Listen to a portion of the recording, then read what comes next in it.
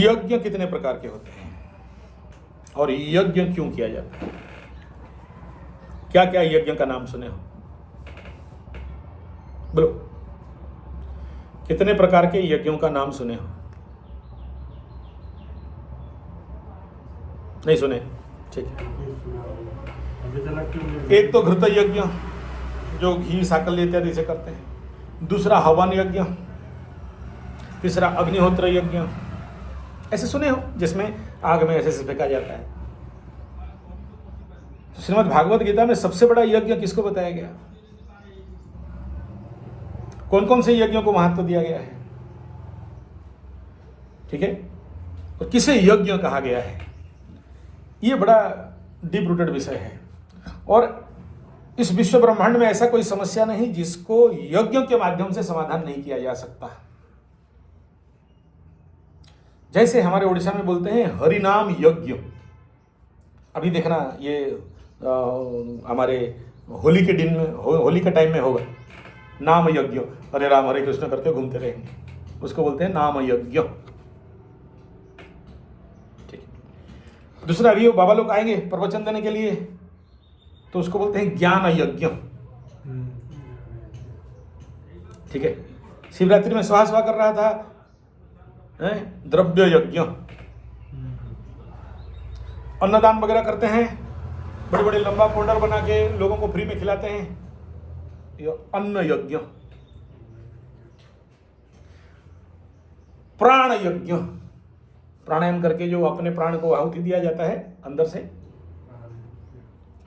ऐसे कई प्रकार के यज्ञों का विधान बताया गया। इन सारे यज्ञों में से जो सबसे बड़ा यज्ञ क्या है?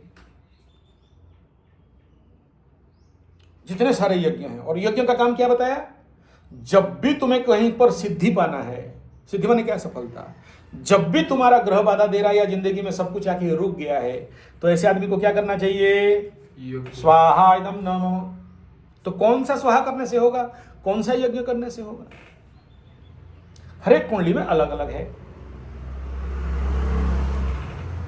तो इन सारे यज्ञ में से जो सबसे बड़ा यज्ञ है, उस यज्ञ का नाम है बीज वपन यज्ञ। बीज वपन यज्ञ, बीज यज्ञ कहा गया।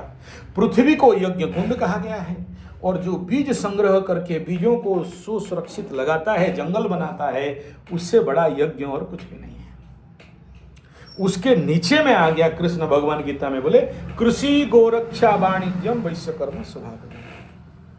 दूसरा सबसे बड़ा यज्ञ कौन सा है? कृषि।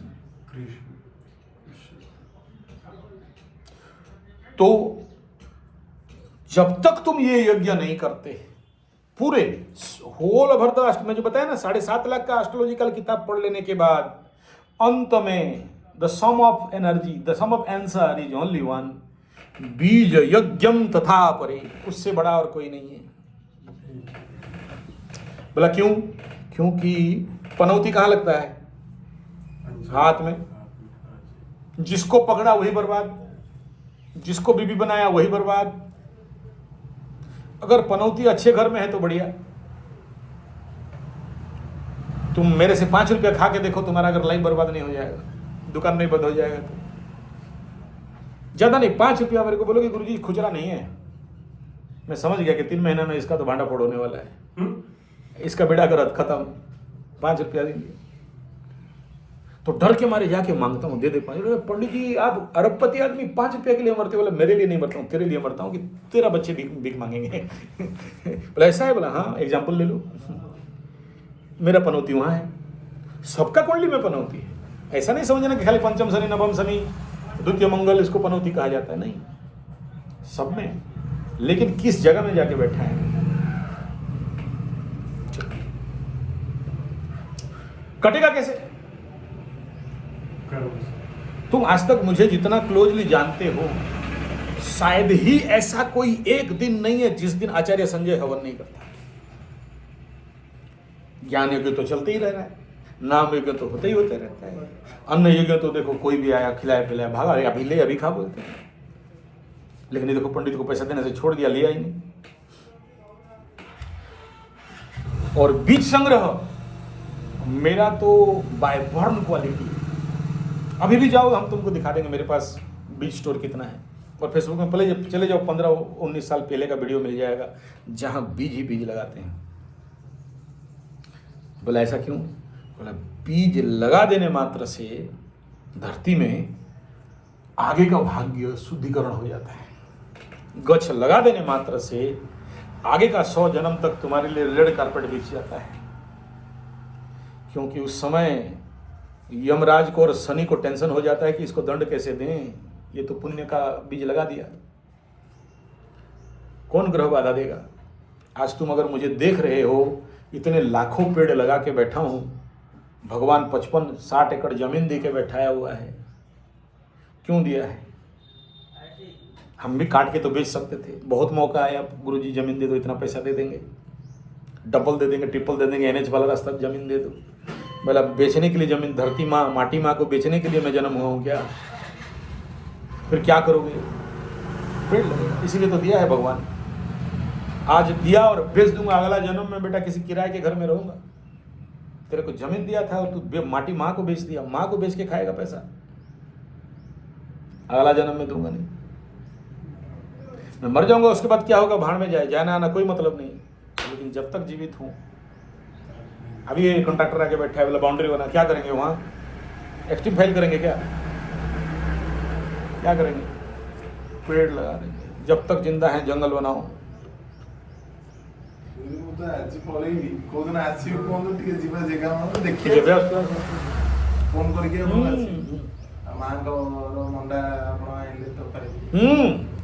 সেটা কয়া কথা मुंडर लगेगी भाई। तो सबसे बड़ा जो यज्ञ है इस विश्व ब्रह्मांड में, प्राकृतिक कृषि, जहर मुक्त अन्न उपजाओ, खाओ, खिलाओ, बच गया बेचो। इससे बड़ा कर्म धरती में और कुछ नहीं है, कुछ नहीं है। बाकी विश्व ब्रह्मांड का सारा काम नीचे। ये पूजा पाठ पंडित लोग करते हैं ना, इनसे बड़ा पापी तो कोई नहीं, कोई काम का नहीं है, कुछ काम का नहीं है, बस खाली नौटंकीबाजी है। अगर विश्व ब्रह्मांड में कोई महान काम है, ये 2 उंगली बीज बपन। क्यों? This is the test house कि आदमी क्या है। मैं क्या बोला, मेरे पास जितने लोग आते हैं ना, 4 महीना का फाइनल टेस्ट, और तुम अगर 500 रुपया का बीज, 5 रुपया का बीज अगर डाल के सक्सेस हो गया तो 5 करोड़ में भी तुम सक्सेस। लेकिन अगर 5 रुपया में फेल्यूर हो रहा है तो हाउ यू टेस्ट कि मेरा समय सुधरा या नहीं?